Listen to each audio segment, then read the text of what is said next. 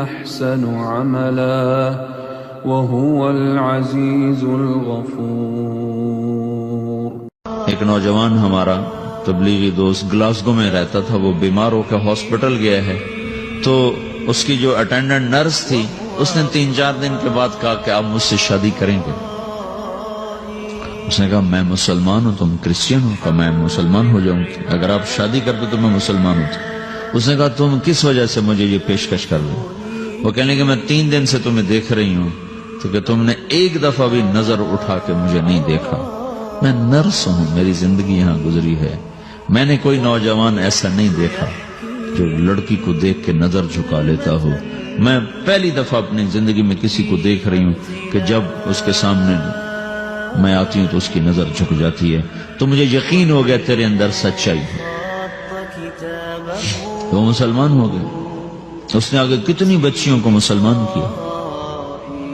پھر اشفاق احمد صاحب مرحوم تھے، یہ ڈرامہ رائٹر، ان سے اچھی سلام دعا تھی میری، تو ایک دن مجھ سے کہنے لگے کہ میں تبلیغ کے کام سے متاثر ہوا ہوں انگلینڈ جا کر، پاکستان میں نہیں انگلینڈ جا کر، تو میں ایڈمبرا میں پارک میں بیٹھا تھا، میری بیوی میرے ساتھ بیٹھی تھی، تو ایک جماعت آئی، انہوں نے آ کر اذان دی مغرب کی اور نماز پڑھی۔ نماز کے بعد 13-14 لڑکیاں بھاگ کے آگے آئیں ان سے بات کرنے کے لیے، تو میں نے بیوی سے کہا آؤ سنو یہ کیا کہنے کہتے ہیں، تو کہا ہم دونوں بھی پہنچے، تو جس نے جماعت کرائی تھی اس کو ایک لڑکی آگے بڑھ کے کہتی آپ کو انگلش آتی؟ کہی آتی ہے۔ کہی آپ نے کیا کیا ہے؟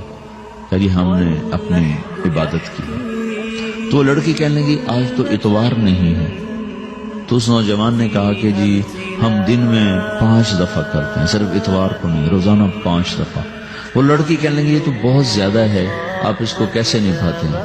تو اس نے اس کو جواب دیا، 2-3 سوال اس نے اور کیے، جواب دیا، تو کہنے لگی اچھا بہت مہربانی، اس نے سے ہاتھ بڑھایا آگے ملانے کے لیے تو وہ نوجوان کہنے لگا میں آپ سے معافی چاہتا ہوں، میں آپ کو ہاتھ نہیں ملا سکتا۔ تو اس لڑکی نے کہا کیوں؟ کہ یہ ہاتھ میری بیوی کی امانت ہے اور کسی کو نہیں لگ سکتا۔ تو لڑکی کھڑی تھی، وہ زمین پہ گر گئی، صرف اس بوجھ وہ زمین پہ گر گئی، کھڑے کھڑے وہ زمین پہ گر گئی، اور وہ بچوں کی طرح رونے لگی پھوٹ پھوٹ کے، اور کہنے لگی وہ لڑکی کتنی خوش قسمت ہے جس کے تم خامد، کاش یورپ کے مرد بھی ایسے ہی ہوتے۔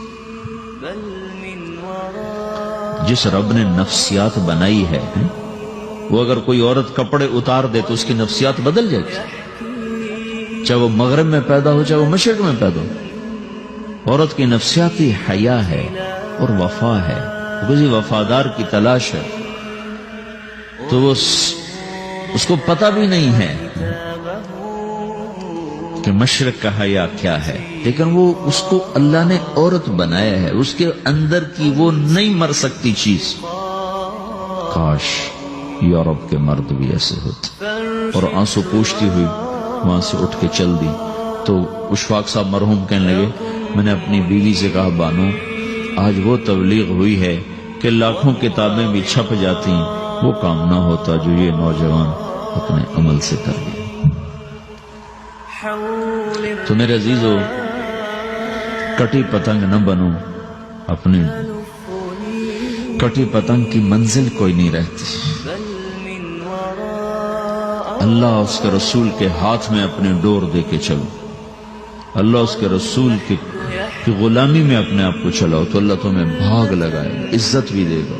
اپنی منمانی میں کوئی راحت نہیں، اللہ کی قسم کوئی راحت۔ 6 بر اعظم پھر کے تمہیں بتا رہا ہوں کہ جو اپنی ترتیبوں پر چلنے والوں کے دکھ آپ لوگ اندازہ نہیں لگا سکتے۔ چلنا ہے تو اللہ اس کے رسول کی زندگی کو اپنا کے چلو، اللہ تمہاری دنیا بھی سکھ والی بنائے گا، آخرت بھی سکھ چین والی بنائے گا۔